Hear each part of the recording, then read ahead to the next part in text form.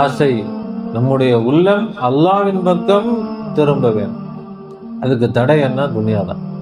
துனியா நம்ம அல்லாஹ்ட்ட போனால் எங்கே அல்லாஹ், பிரச்சனை தான், ஒன்றும் அது நடக்கிற மாதிரி தெரியல. துனியா தான் கண்ணுக்கு முன்னாடி இருக்குது. ஏன் கோவம்? போய் அடி உழுகுது, திரும்ப அடி உழுகுது. எத்தனை தடவை அடி விழுந்தாலும் நமக்கு புத்தி வர்றது திரும்ப துனியா. ஒரு கதை ஒன்று சொல்லுவோம். ஒரு சிங்கத்துக்கு வயசாயிருச்சு. அது காட்டில் போய் வேட்டையாடி சாப்பிட்றது அதனால் முடியல. நிறைய கூப்பிடுச்சு, எனக்கு சாப்பிட்றதுக்கு கொண்டு வா, இல்லை ஒன்றை சாப்பிட்டு விடுவேன். என்னால் இப்போ ஓடிட்டுலாம் இருக்க முடியாது. இப்போ நிறைய போச்சு. போய் ஒரு கழுதை, சிங்கராஜா அவருக்கு வயசாயிருச்சான். அவர் இந்த ராஜா பொறுப்பெல்லாம் அவரால் கவனிக்க முடியல. வேற யாரையாவது ராஜாவாக்கலான்னு அவர் ஆசைப்படுறாரு. இப்படிதான் துணியா நம்மளை ஏமாத்துது. வாங்க, உங்களை நான் என்ன செஞ்சிடறேன், அப்படியே மேல கொண்டு போயிடுறேன். அப்படிதான் துணியா நம்மளை கூப்பிடுது. நாமளும் துணியாவை பிடிச்சி அப்படி என்ன செஞ்சிடலாம், மேல வந்துடலாம் அப்படின்னு வரும்போது நல்லா கூட்டு போய் வச்சு செஞ்சிருது. திரும்ப எத்தனை தடவை தான் ஏமாந்தாலும் எல்லாமே சொல்றாங்க, துணியா உங்களே ஏமாற்றி விடும். இப்ப நிறைய சொல்லுச்சா கழுதைட்ட, உன்னை பார்த்தாதான் எனக்கு அந்த ராஜாவுக்கு தகுதியான ஆள் மாதிரி தெரியுது. வாங்க, சிங்கம் கூப்பிடுது, நல்ல ஒரு ராஜாவுக்கு தகுதியான ஒரு ஆளை கூட்டுவாங்க சொல்லி இருக்குது. பாப்பா, நீ தான் நல்ல தகுதியான ஆளா இருக்கிற, வா அப்படின்னு. கழுதையும் போயிடுச்சு.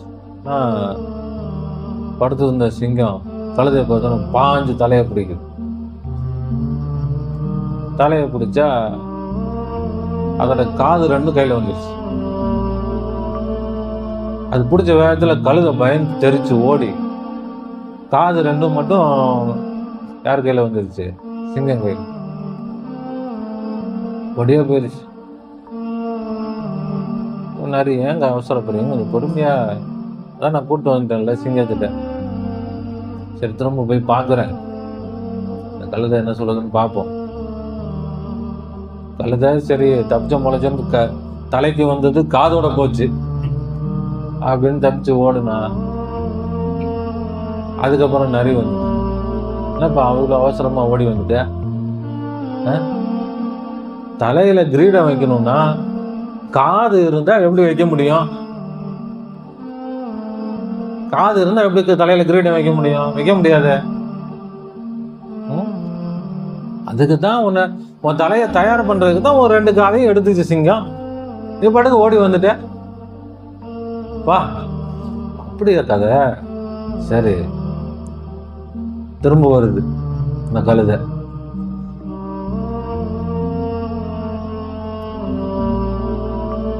வந்தா சிங்கம் திரும்ப பாஞ்சு அதை பிடிக்க கையில வால் மாட்டிக்கிச்சு.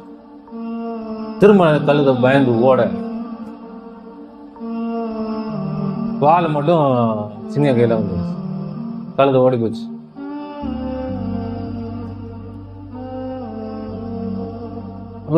கொஞ்சம் பொறுமையா போ, அதுவே ஏற்கனவே பயந்து இருக்குது, நீங்க ஏன் அவசரப்படுறீங்க? திரும்ப போய் பாக்குறேன், என்ன போச்சு, என்னப்பா இப்படி அவசரமா ஓடி வந்துட்டேன்? சிம்மாசனத்துல உட்கார்றதுக்கு வால் இருந்தா உட்கார முடியுமா?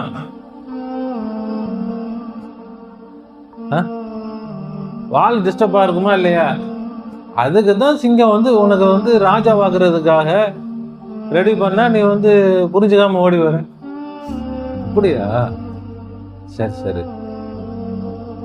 2 தடவை, முத தடவை காது போய் அப்புறம் வாலு போய், இதனால புத்தி வரல.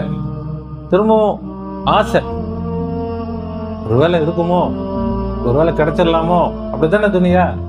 ஒருவேளை இது இல்லாட்டி அப்படி பிடிச்சிடலாம், அது இல்லாட்டி இப்படி பிடிச்சிடலாம், எதையாவது செஞ்சு பிடிச்சிடலாம். அப்படி வருது. 3வது தடவை வந்துருச்சு கழுதை. அந்த சிங்கம் ஒரே அடி அடிச்சு க்ளோஸ் பண்ணிருச்சு. க்ளோஸ் பண்ணிட்டு நரிட்ட சொல்லிச்சான்,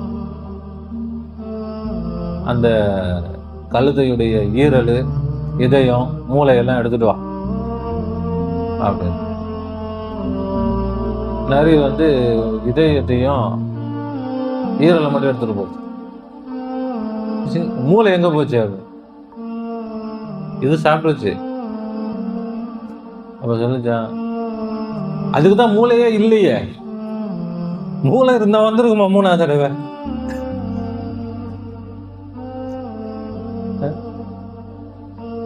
மூளை இல்லாத கழுது அது. அதுல போய் மூளையை கேட்ட எங்க இருந்து கிடைக்கும்? இப்படிதான் வந்து துனியா நம்மள என்ன செய்யுது? அல்லாட்ட போலான்னா எங்க போகாதப்பா, இப்படி வா, என் வழிக்கு வா, உனக்கு நீ பெரிய ஆள் ஆயிடலாம், நீ நல்ல வசதியாயிடலாம், நல்ல நிலைக்கு வந்துடலாம், அதை பண்ணு இதை பண்ணு. அல்லாட்ட போறதுக்கு துனியா என்ன செய்யறதில்லை, விடுவதில்லை. உலகத்துல எதை நேசிச்சாலும் அந்த நேசம் எல்லாம் நமக்கு தோல்வியை, பிரச்சனைகளைத்தான் தரும். பணத்தை நேசித்தோம், பணத்தை நாம தான் கஷ்டப்பட்டு சம்பாதிக்கணும், நாம தான் அதை பாதுகாக்கணும். யாராவது ஒரு மனுஷனை நேசிச்சோம், அவன் கூட இருக்கிறதுக்கு நாம தான் படாத பாடுபடணும்.